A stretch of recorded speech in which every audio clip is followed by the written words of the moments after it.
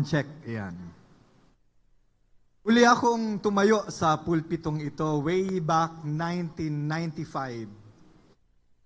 Naging kaibigan ko si Pastor Ben at naging kasama ko sa Phoebias, actually estudyante ko si Pastor Paul. Medyo matagal yung aming pinagsamahan. Sabi ko kay Pastor Paul, naparito ako para tingnan lang yung mga nag-enroll sa online at sabihin sa kanila na hindi pa kayo nakakapagpasa ng requirements.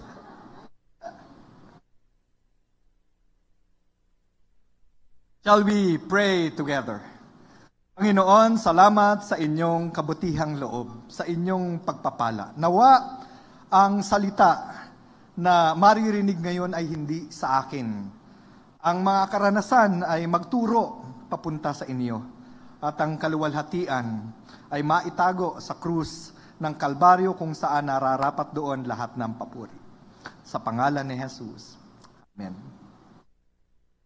Slide please. Yung nasa picture na yan, ang pangalan niya ay si Charles Haddon Spurgeon. Siya ay tinatawag na Prince of Preacher nung araw. Early 1900. At the time na ang mga kongregasyon ay nasa 200, 300, yung kongregasyon niya sa London ay umaabot ng 10,000. Ganon karami. So he was a respected preacher and pastor and he was asked, Sir, sa tingin nyo, ano ang mas mahalaga? Ang Bible study o ang prayer? At sa kanya, it depends. Ano ang mas mahalaga sa iyo? Inhaling or exhaling.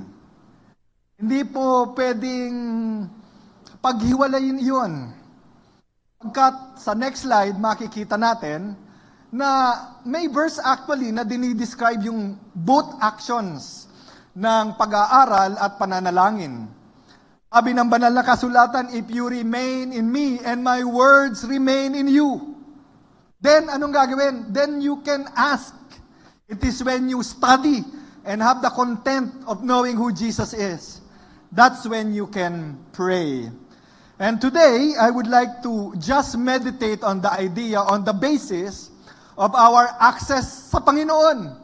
Bakit ba tayo kapag lumalapit, nananalangin o gumagawa ng lahat ng bagay, sinasabi natin parate na we do it all in Jesus' name. No? Tingnan natin yung next slide kung saan nakalagay. Ito yung basihan ng pinanggagalingan ng kapangyarihan at katalinuhan ng isang mananampalataya. Ala ko mababasa ko, so tatalikod ako ng konti. No? For the message of the cross is foolishness to those who are perishing, but to us who are being saved, it is the power of God. For it is written, I will destroy the wisdom of the wise, the intelligence of the intelligent I will prostrate. Then again, but we preach Christ crucified, a stumbling block to the Jews and foolishness to the Gentiles, but to those whom God has called, both Jews and Greeks, Christ is the power of God. Christ is the wisdom of God. Kapag kayo ay nag-aaral ng banal na kasulatan, hindi mo pwedeng tanggalin yung author doon sa tinatawag niyang cultural reference. Katulad sa next slide nito, makikita natin na sa panahon ng Panginoong Jesus, may tinatawag na ethos. Pag sinabing ethos, ito yung pinakamahalaga sa tao, pero hindi niya binabanggit, hindi niya kailangang sabihin. Makikita sa klase ng pamumuhay nila. For the Roman Empire, the standard of what you call most important is what we call power. Kaya from the shores of Arabia to the borders of Spain, almost all of Europe na pag-unite ng tinatawag nating Pax Romana o Roman peace na ang basis ay dahil makapangyarihan yung kanyang military. Hence, sa mga lumalaki sa Roman Empire, ang pinakamahalaga sa kanila ay yung sinasabing makapangyarihan kami. To the Greeks, ang ethos nila ay yung tinatawag na wisdom o katalinuhan. Although the Romans had the power, the Greeks had the mind. Kaya ang universal language ng araw noon was not the Roman Latin, kundi yung tinatawag nating lingua franca na Koine Greek. Ibig sabihin, ang basis ng katalinuhan o ng sanlibutan ng araw ay doon sa virtue ng mga Greek, kaya yung philosophy, cultural reference. And then, meron pang isang grupo na bagaman napakaliit, made a great contribution to the then known world. And that is the Jewish morality o yung code of ethics na meron sila. For a long time, may isang grupo ng mga tao na nagbigay ng parang standard ng appearance of righteousness and morality.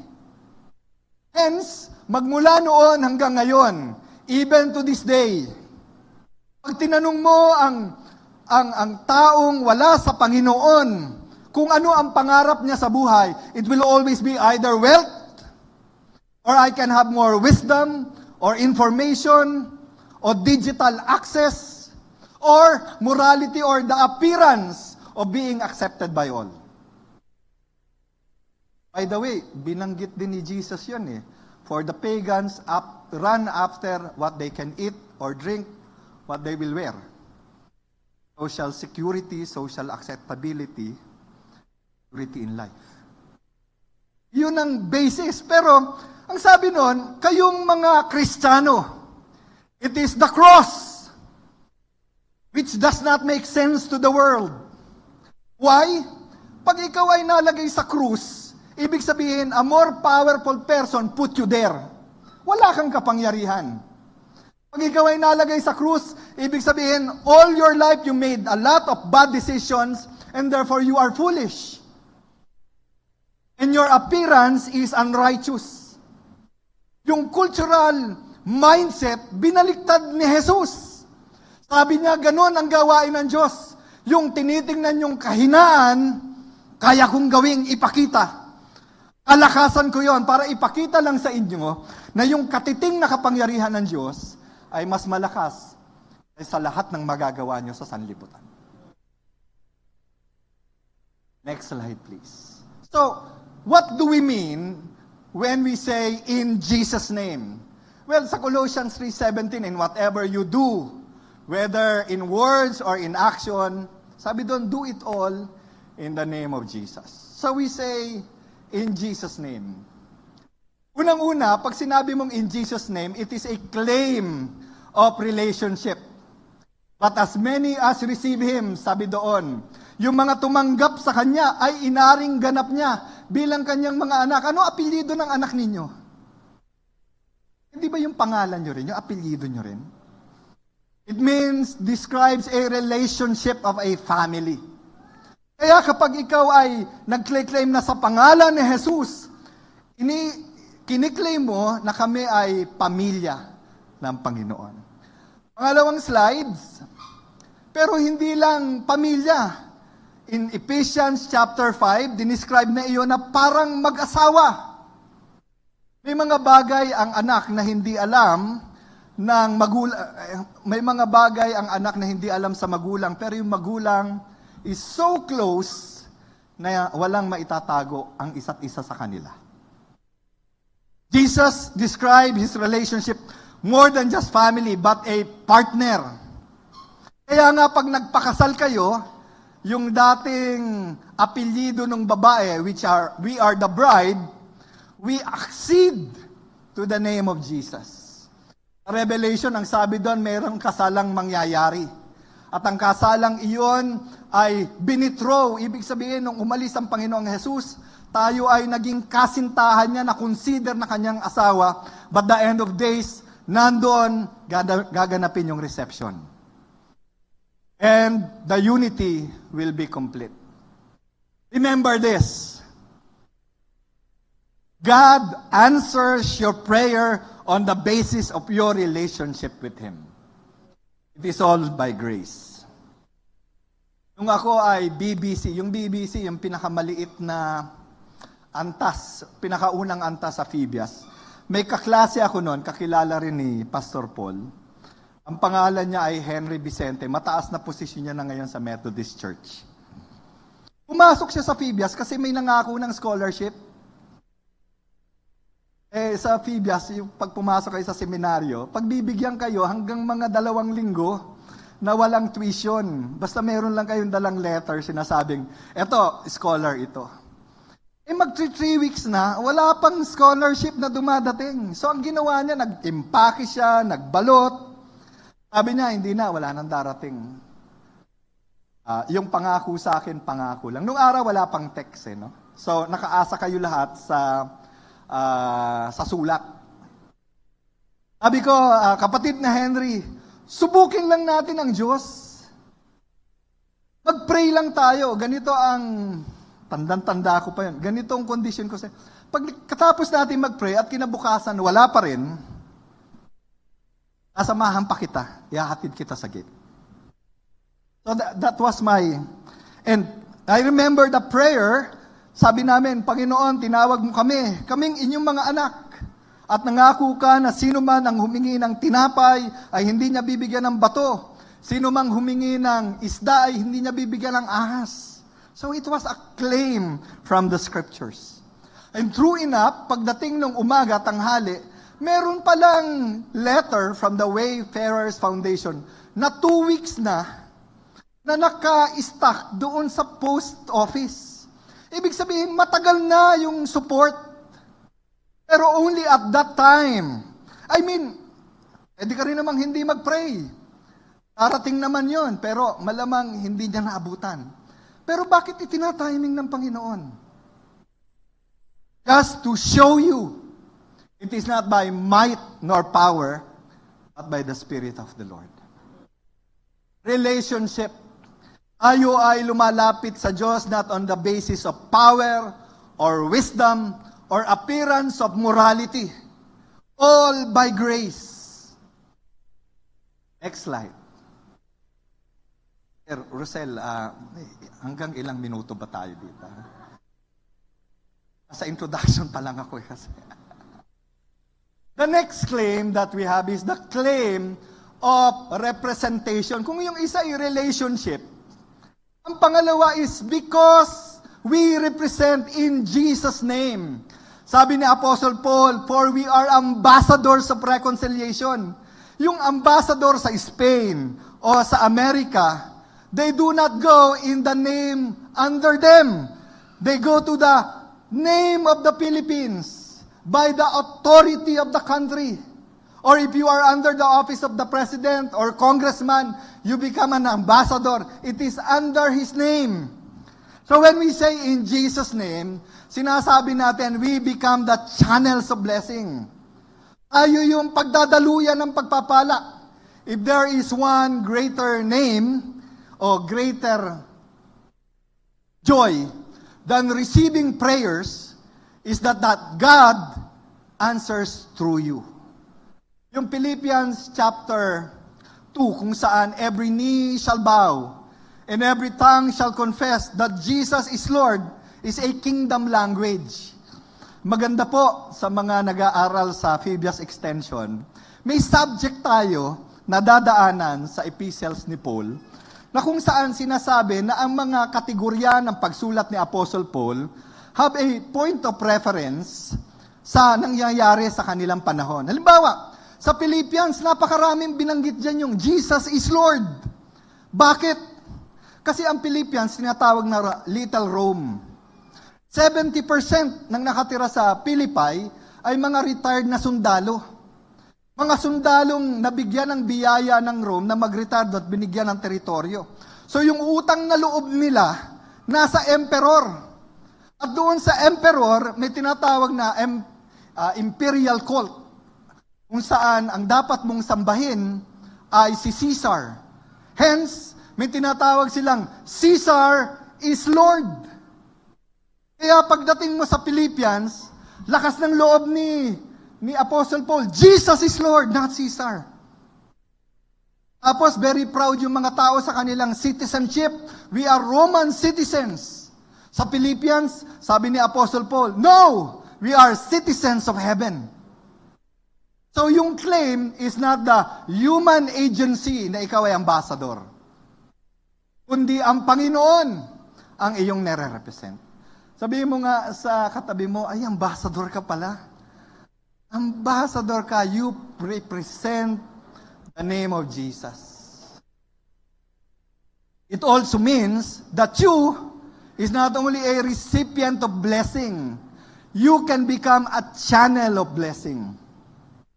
Meron akong, dapat sinusulat ko na ito sa isang aklat kasi ang dami kong mga maliliit na karanasan na totoo namang nangyari. Ako po ay part ng leadership ng isang denomination na nakabase sa Cebu, yung Baptist Conference of the Philippines. At mayroon kami isang missions activity, missions month nun. So, went to Cebu. Sa Cebu, nandun yung pagawaan ng Timex. Nag-buy one, take one sila. So, punta ako dun sa factory, sa outlet, bili ko ng buy one, take one. Mahilig ako sa relo. Ang una kong naisip is, ano sasabihin ng misis ko? Kasi, pag nakita niya na namang bumili ako ng relo, sabi ko, patay na naman ako, pagagalitan ako. Kaya ang bala ko, itago muna. Kaya pag sinabi niyang, bago na naman yan, sabihin ko, hindi, luma na to. No? Kasi tinago ko muna ng matagal. Finally, na-meet ko yung isang missionary namin, Aita. Pastor Wilbert. Terrific missionary. Aita ito ha. Ang na-plant niyang church sa Aklan, all over Aklan, is around 50 churches. At silang lahat, kung ang church planting nila nung kakaiba eh. Kasi grupo-grupo sila, yung mga kalalakihan, pupunta sa isang bayan, dala-dala nila yung mga pagkain at supply, at mag-stay sila doon, hanggat walang church, hindi sila umuwi. Kaya may letter sila sa mayor no, na hindi sila NPA, kasi sa Aklan may mga movement na mga kalalakihan. So every time madadaan daw sila sa military camp, bibigay lang nila yun. So nag-meet kami, Pastor Wilbert, kumusta na po? Ito'y karanasan ko, no? Hindi ko sinasabing pwede nyo rin maging karanasan, pero posible, no? There was a strong urging in my heart. Almost audible. In my heart. Ako'y Baptist, kaya ang orientation ko hindi miracles, kundi process, no? Tsaka providence. Almost audible ang sabi, bigay mo.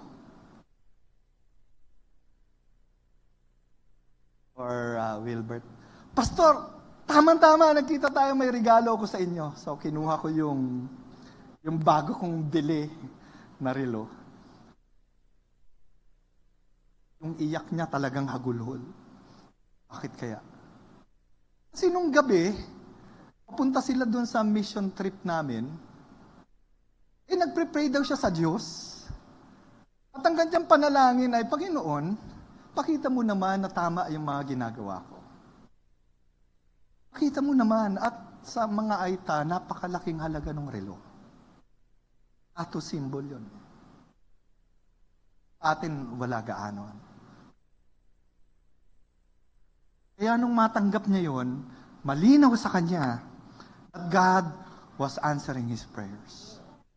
Walang ko yun kasi yung dati kong dalawa, naging isa na lang eh. Pero I became an ambassador of God's blessing.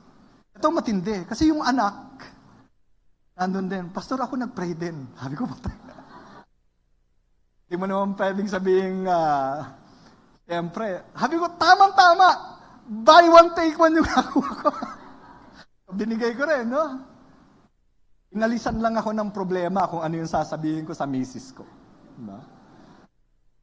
But, mas maganda yung, hindi lang ikaw yung tumatanggap ng blessing, but you become a channel of blessing. Sabihin mo sa katabi mo, I pray that I will become a channel of blessing to you. Oo, nako, mas masarap yung feeling na ikaw ang pinagdadaluyan ng biyaya ng Panginoon.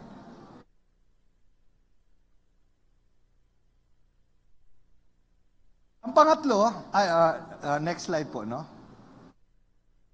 Saan gagaling yung kapangyarihan nung tinatawag nating ambassadorship na ito, no? Again, ito'y cultural again, verses sa Colossians. Yung Colossians, Ephesians, encyclical yan eh. Pag binasa nyo po yung Colossians at Philippians, twin epistle lang tawag dyan. Parang magkakambal sila, di ba? Parang inulit lang. Kasi yung Colossians sinulat sa isang kongregasyon, yung Ephesians sinulat sa pangkalahatan doon sa region. Pero halos isang mensahe. But the language ay tinatawag nating kingdom language. Sabi doon, for He has rescued us from the dominion of darkness and brought us into the kingdom of the Son. So, kingdom language. Bakit maraming Roman garrison dyan? At ito ang maganda, when you study the background, kapag nagkaroon pala ng gera during that time, at yung general sa kabilang banda ay natalo, yung winning empire o yung winning general would travel and meet doon sa gitna ng territory. Nakasakay saan? Sa white horse. Kaya si Jesus sa white horse ang pagbal. At imimit niya yung general na natalo at ang gagawin niya, tatanggalin lahat ng insignia. Tatanggalin yung lahat ng shield. Pagkatapos yung kanyang sword, kukunin, papalitan ng kahoy. At pag nakuha niya yung kahoy na sword, babakliin yun. Yun ang idea ng disarmed. Yung idea na you have now the appearance of authority, but you have no real authority.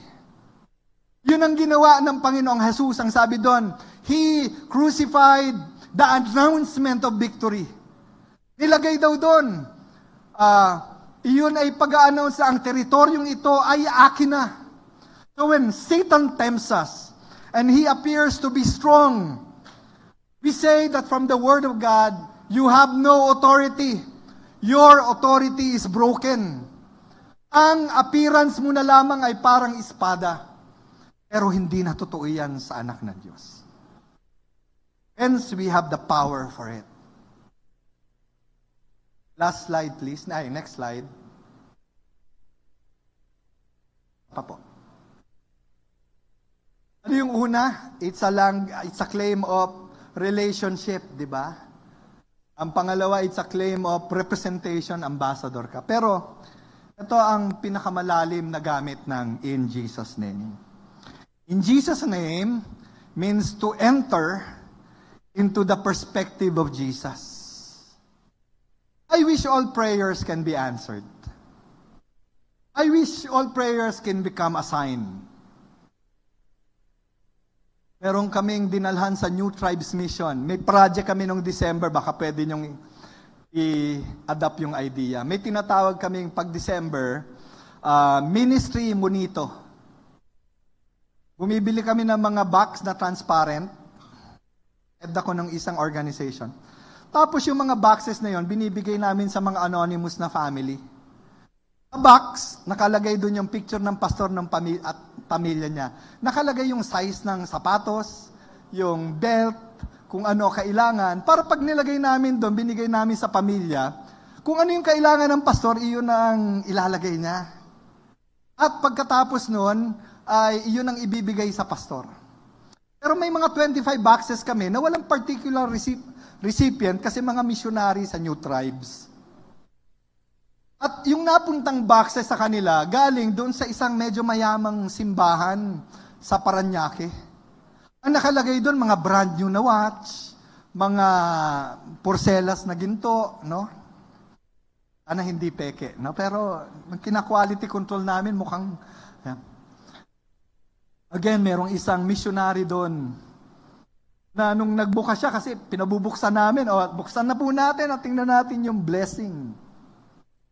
Merong isang missionary doon na tumahimik na parang akala mo hihimatayin. So, nag-worry ako, sabi ko, baka pangit yung natanggap.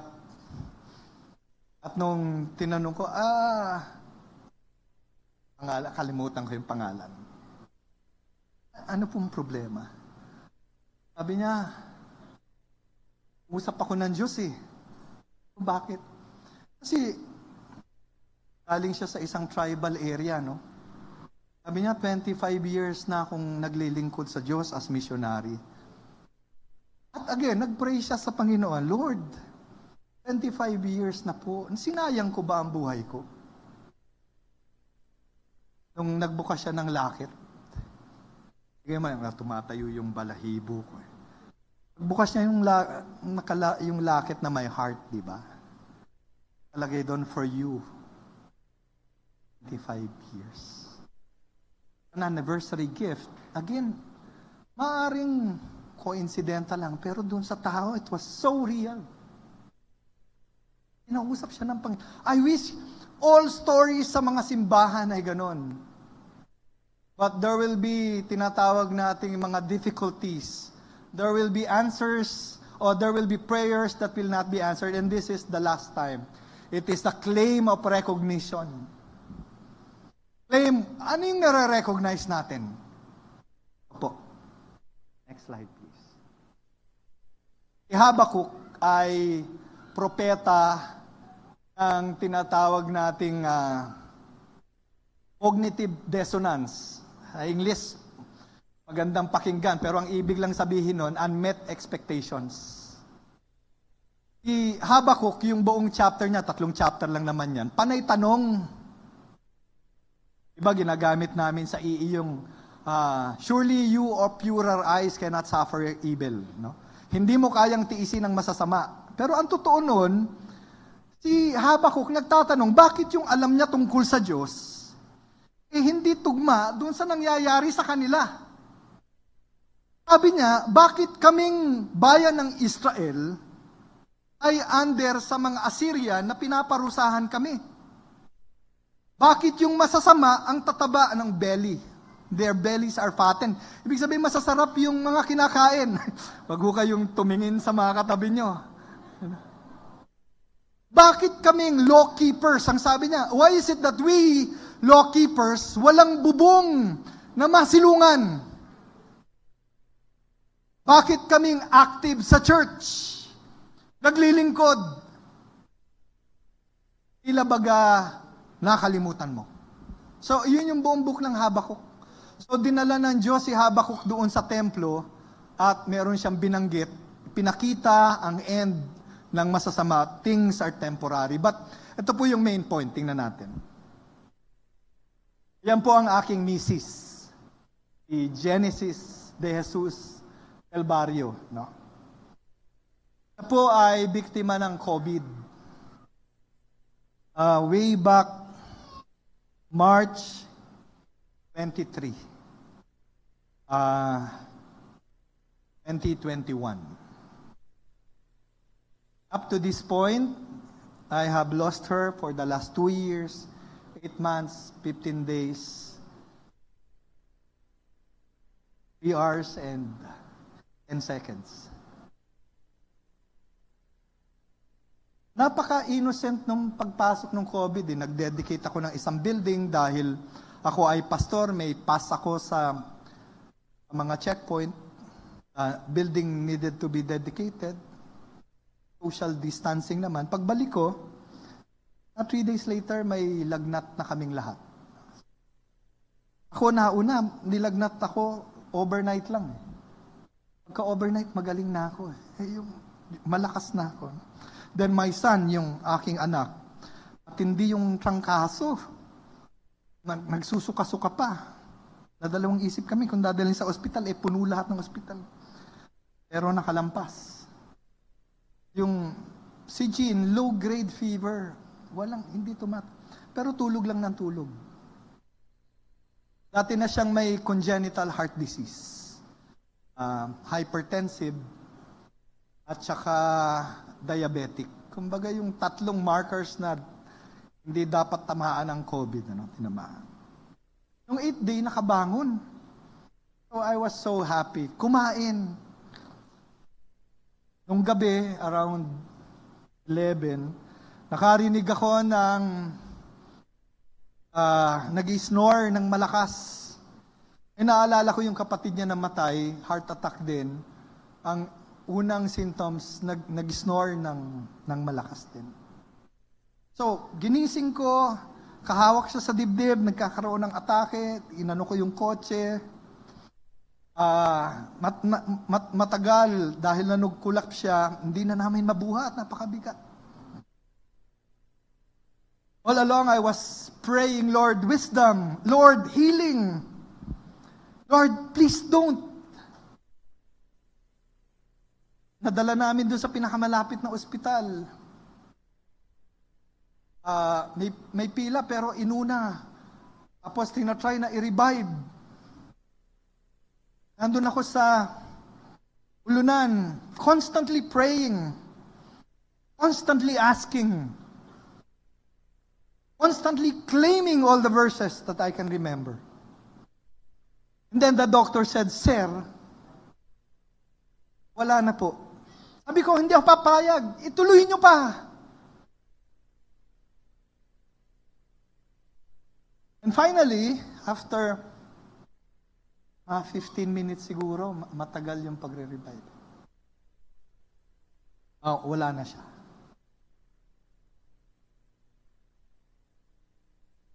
Pinauna ko na yung anak ko sa bahay kasi bawal kami mag-stay doon sa ospital eh. Pinayagan lang ako dahil ako yung husband. Na-realize ko wala akong suot na tsinelas. I was walking kasi wala namang sasakyan from the hospital. I was walking kasi pinadala ko na doon sa samahan namin sa Fabius yung kotse para ibalik na yung anak ko. Ikusap ako doon sa doktor kasi gusto ko sana paglamayan man lang para maalala man lang yung lahat ng kabutihang ginawa ng Panginoon sa kanyang buhay. But sabi ng doktor, Sir, wala tayong magagawa. Ang pinakamalungkot yung nilagay sa body bag, no? Kitang-kita mo, body bag, walang dignity. Walang itsura, walang... And at the time, hindi ako makaiyak kasi I needed to be strong, make wise decisions, kausapin yung ospital. The next day kasi, kukunin kami ng ambulansya dahil exposed kami sa COVID suspect. And true enough, nag-manifest kami na positive parehas. So, kinuha kami. So, hindi ko na nakita. And at that point, I did not question God. Hindi. Pastor ka eh. No. Hindi ako nagreklamo. Process my son. Give thanks. Announce sa mga simbahan, sa mga kamag-anak, what happened. And all of a sudden, the floodgates of why, bakit nangyari, anong nakakapagod sagutin. All along, nandun kami sa Interno. And it dawned on me. Si Habakuk, nung maipaliwanag ng Panginoon sa kanya, ito yung sinabi sa English, no? Pero memorize ko siya sa Tagalog, mas maganda siyang i-memorize eh. Di ko man makita ang mga luntian na maging luntian ng mga tigang na lupa. Di ko man makitang mamunga ang mga igos at halamanan. Hindi ko man makitang dumami ang lahat ng aking mga ari-arian. Datapwat ako ay magtitiwala sa Panginoon. That's what it means to say, in Jesus' name.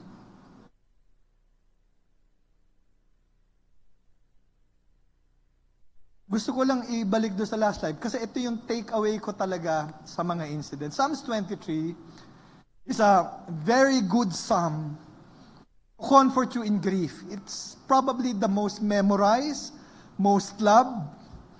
Parang yung batang sa Sunday school, na sabi sa kanila nung Sunday school teacher nila, sa Sunday, lahat kayo magre-recite ng verse. Hindi siya magaling mag-memorize eh. Pagdating niya doon, nag-freeze siya. Sabi niya, the Lord is my shepherd. That is all I know. Tapos bumaba. Perhaps you do not memorize the scriptures that well. Perhaps you're not good at studies. And yet in your heart, you know one thing, the Lord is my shepherd. Dinescribe niyan yung seasons. Merong green pasture, merong quiet waters, may paths of righteousness. Pero tingnan nyo kung gaano kabalanse ang buhay. Sinabi rin, merong valley, merong shadow of death, merong presence of enemies. Binabanggit lang dito, situations will change, your shepherd will not.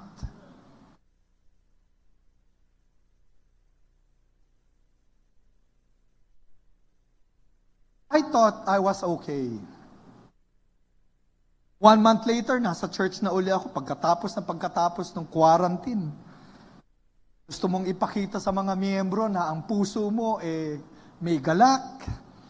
Gusto mong sabihin sa mga tao na kami ay sinusustain ng Panginoon.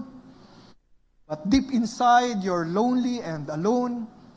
And still trying to process everything. A poem by an American poet said it all.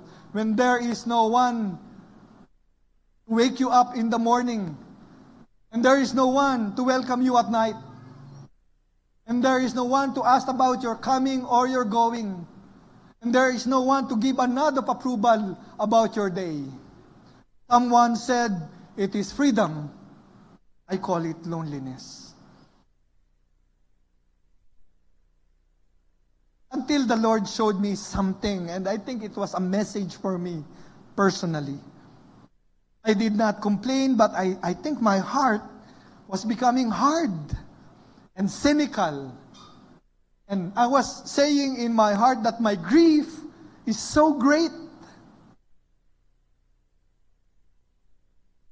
Until pinag-speak ako dun sa namatay na doktor, kaibigan ko. Wala, tapos na COVID nito eh. Ang pakiusap daw ng doktor, may cancer, kung mamamatay siya, gusto nila ako mag-speak. During that time, mag-speak ako, nagtatabi ako ng gamit ni Mrs. I was so down. And going to the funeral, I was just praying, how can I comfort others when my grief overwhelms me? So nandun, nakaupo ka, trying to recollect kung ano yung sasabihin. Biglang may tumayo, testimony time. Doktora. Ang asawa niya, pastor. Yung asawa niya, namatay din sa COVID. Biruin mo, doktora ka, namatay yung asawa mo sa COVID, wala kang magawa. Parehas kami ng sitwasyon. Pero hindi lang yung asawa niya namatay. Namatay yung nanay niya kasi isang compound sila. Namatay din yung nanay. Pero hindi lang yung nanay niya yung namatay. 2 kapatid niya namatay din. And then she said this, I could not forget this because I think it was God's message for me. Sabi niya, our grief is great, but God's grace is greater. When there is crisis in life, Christ is there. Hindi ko po alam ang kalalagayan ng inyong puso at ang inyong buhay.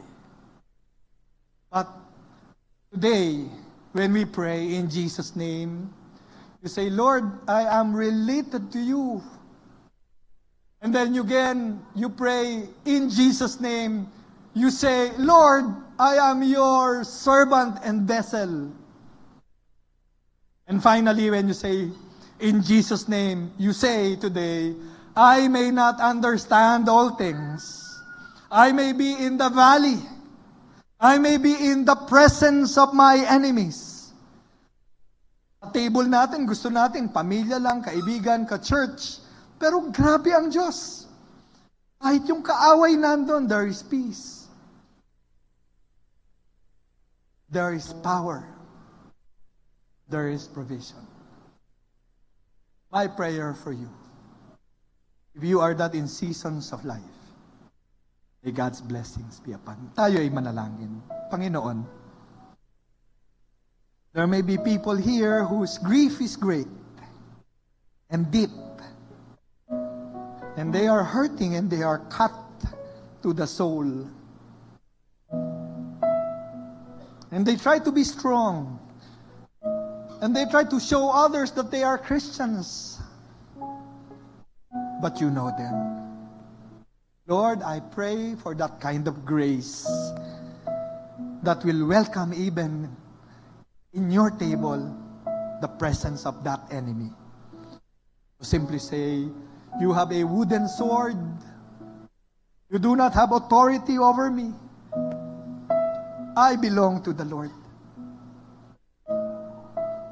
I pray for those who are discouraged today, that they would lift their eyes unto the Lord and say, in Jesus' name, I am God's ambassador. I have the highest calling in life. I have the best credential of all credentials. I serve the Lord of Lords and the King of Kings. I claim in Jesus' name all the authority, all the blessings, because, Lord, even when I do not understand, you understand me. I pray all these things in Jesus' name. Amen. Pagpalain po kayo ng Panginoon.